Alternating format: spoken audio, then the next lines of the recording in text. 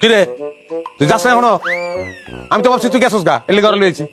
এ মাইয়াকে আমার বউ, হবু বউ। তুই গেলে ঘরে বিয়ে করবো, 1 সেকেন্ডের লেগে আমি বাড়ি খালি রাখতে পারবো না। দেখা তুই জলদি যা। আচ্ছা শোনো, এই হচ্ছে সেই জিনিস, ঝগড়া পিএইচডি, যে কারণে তার লগে আমি সংসার করতে পারতাছি না। 2টা দিন তুমি তার খুব ভালো করে খেয়াল করবা। সে যা যা করে ওইটা আমার লগে তুমি করবা না। যদি করো তাহলে তোমার উড়ি দিতে হবে। আমি বাড়িতে ওর বাইরে হইতে পারলাম না, তুমি আরেক মেয়ে লইছো। তো তুই কি মনে করছো তুই বাড়ি থেকে বাইরে আমি গলা ধরে দিব?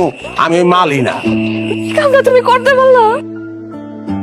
তুমি খালি ওর উপরে উপরে ঝগড়াটাই দেখছো। আমি যে ভিতরে তোমার এত ভালোবাসি না, তোমার চোখে পড়ে নাই।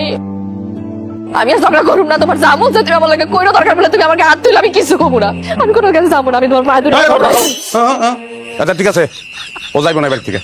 বাড়িতে যাবো না মানে? যাইবো না মানে যাইবো না, 2 দিন বেড়াইবো। চিনোস না করে মাম তো কই ডালিয়া। এটা তুমি আগে কইবা না, আমি তো ভয় পেয়ে গেছিলাম। এই ভয়টা তো তোমার চেহারা আমি জীবনে দেখিনি, কোনোদিন তো মুখ দেখাও নাই যে তুমি আমার ভালোবাসো, কইতাও না এই ঘটনা না ঘটাইলে। যাও খাওন দাও, মেহমান আইছে, 3 জনের কামনা করে দেখ।